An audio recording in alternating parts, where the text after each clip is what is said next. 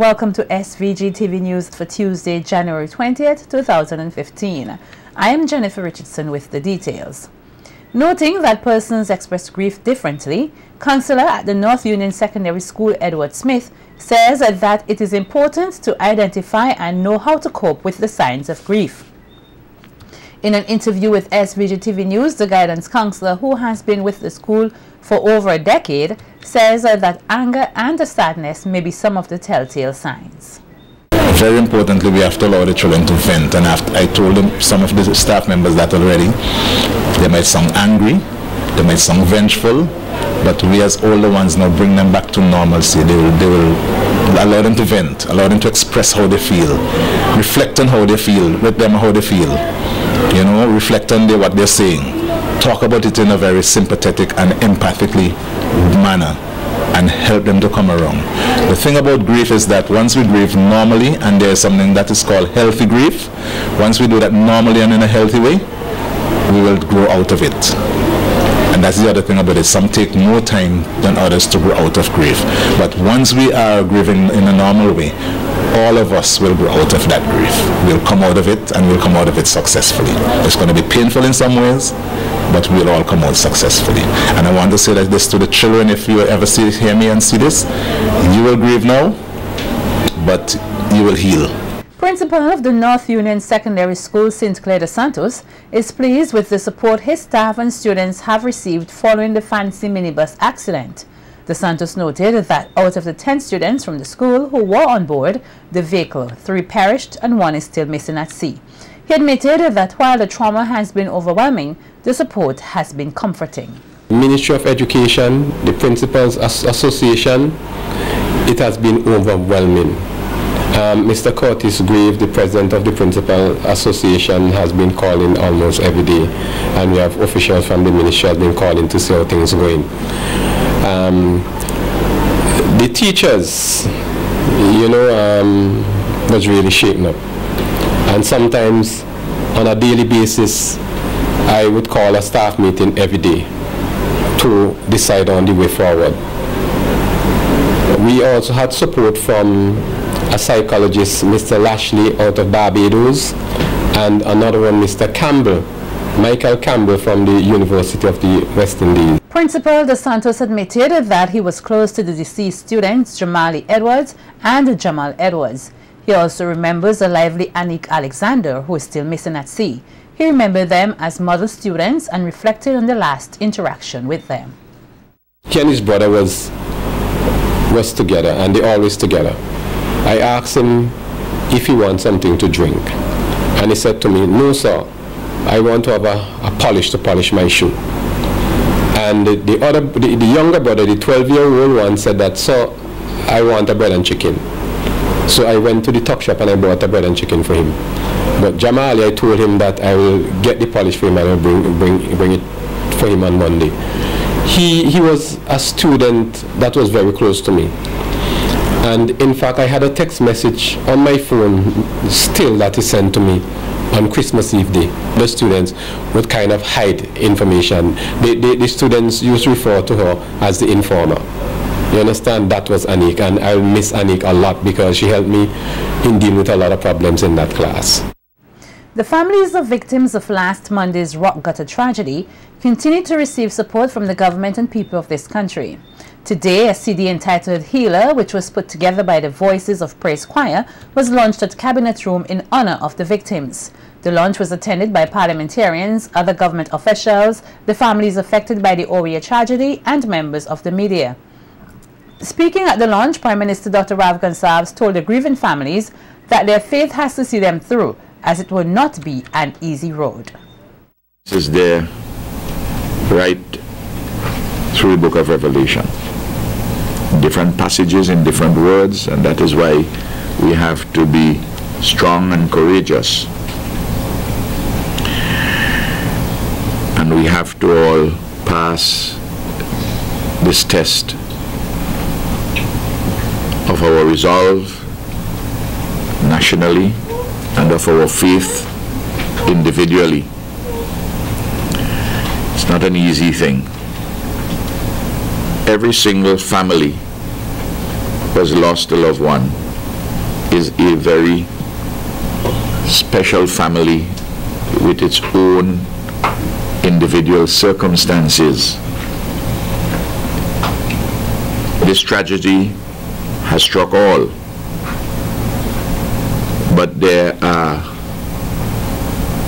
differences amongst all with terrible similarities. Dr. Gonsalves noted that the government had to ensure that the needs of the families were met, and these needs extended beyond trauma to include certain material needs. There are material questions, and we have to talk about them and mobilize.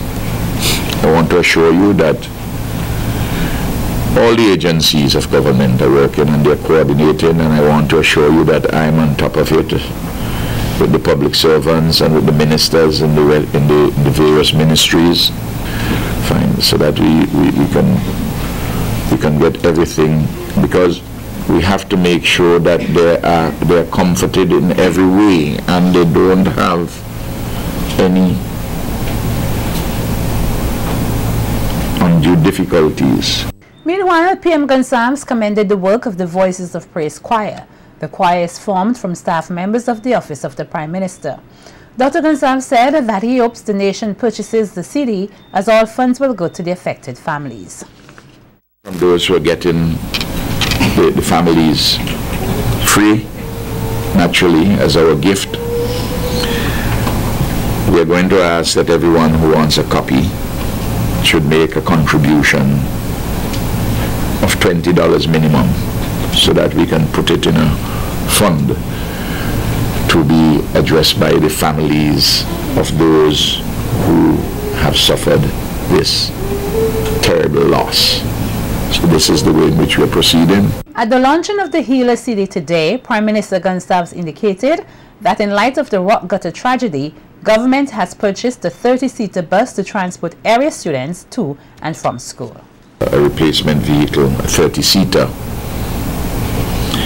should be coming in from Barbados in about 3-4 weeks' time. It costs duty-free nearly $250,000, and of course with duty it would be over $500,000. We have paid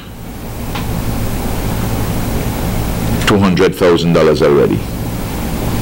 Musty Company, I requested assistance from them in this regard because they had made a promise. They sent a check of $100,000, and because of the speed which is required, I had petrol. Local drivers urged to give themselves more frontal space to avoid accidents. More stories on the local scene when SVG-TV News continues.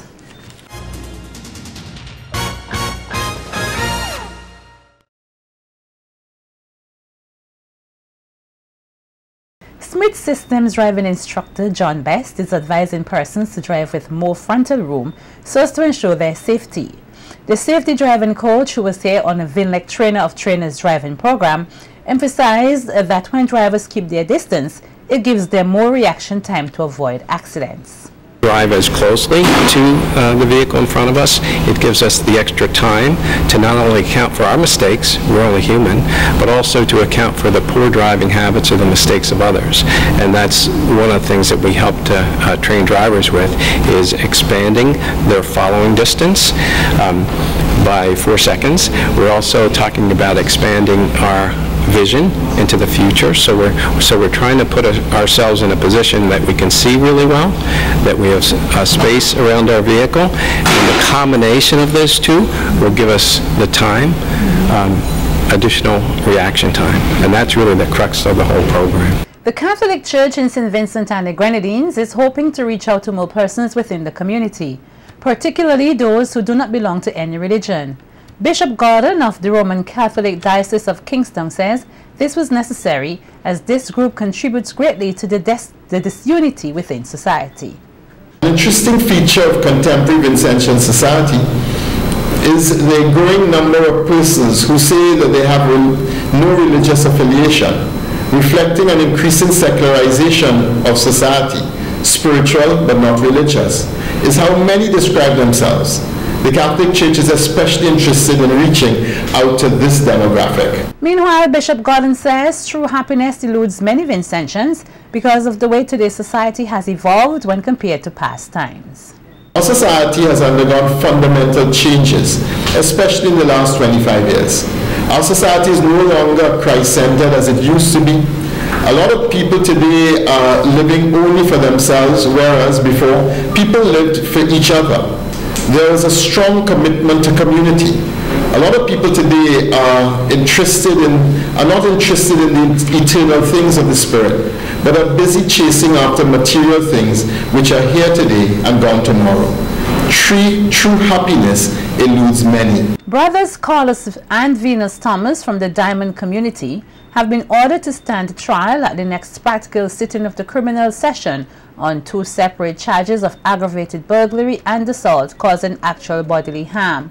The Thomas brothers are accused of entering the dwelling house of Orlando Robinson, a shopkeeper of diamonds, on March 12, 2014 without his permission and assaulting him with a stone.